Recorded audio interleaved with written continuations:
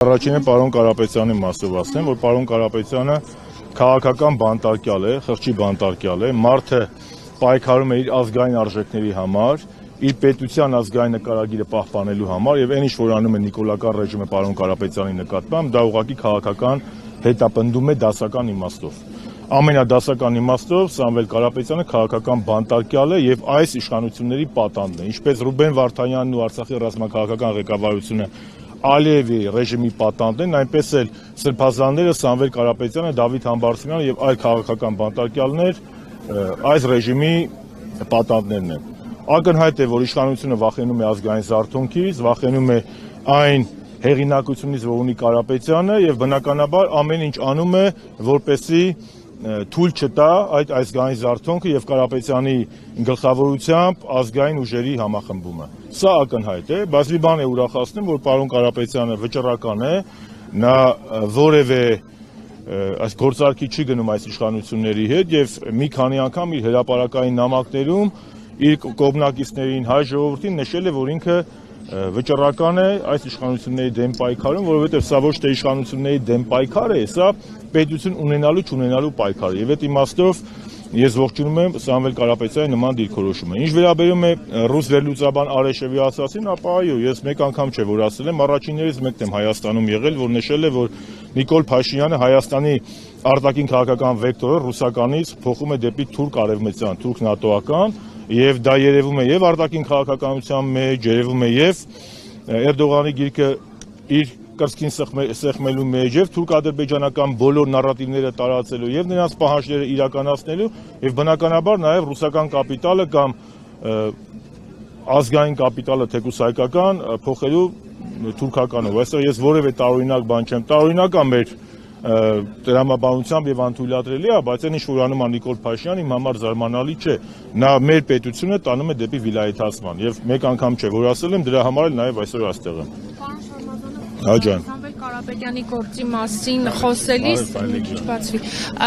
իշխանությունները մասնավորապես իրավապահ մարմիններից մեկի ղեկավարը քննչական կոմիտեին, քանի որ դուք նշեցիք Սամվել Կարապետյանը խղճի մտքի բանտարկյալ է, դասական քաղբանտարկյալ է, հղում անելով, որ պարզապես կալանավորվել է մեր ձևով արտահայտության համար, քննչական կոմիտեի ղեկավարը նշում է, դուք կարծում եք, որ պարզապես դրա համար է, հղում անելով ենթադրյալ կամ հնարավոր օպերատիվ տեղեկատվության, որ Սամվել Կարապետյանը միայն դրա համար չի ձերբակալվել, ապա կալանավորվել։ Ինչ պիտի աներ Սամվել Կարապետյանը։ Քննչական կոմիտեի նախագահը շատ պարզ ասել է, որ միայն դրա համար չի, ես էլ կարող եմ ասել միայն դրա համար չի, եւ զուգահեռ գնում էր Սամվել Կարապետյանի տեսահոլովակի տրանսլյացիան, Նիկոլ Փաշինյանը պարլամենտից արդեն իրար հետ չտալով մի քանի ոչ քաղաքակիրթ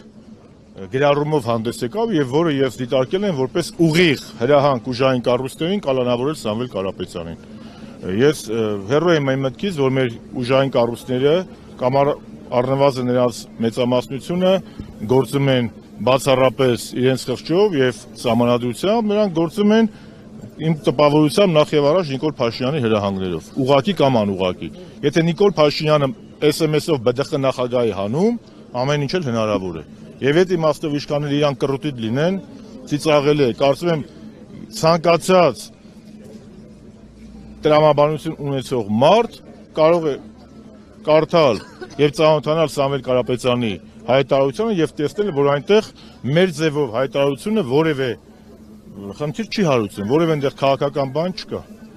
Եթե այդպես դրանք, ապա նույն Նիկոլ Փաշինյանի նրա թիմը առավոտից երեկո սպառնալիքներ են հնչեցնում падգամավորների եւ ընդդիմության վրա, կանգնում ասում է բոլորիդ կբցնեմ ԱԱՑ պատվալ, ասֆալտին կփռեմ,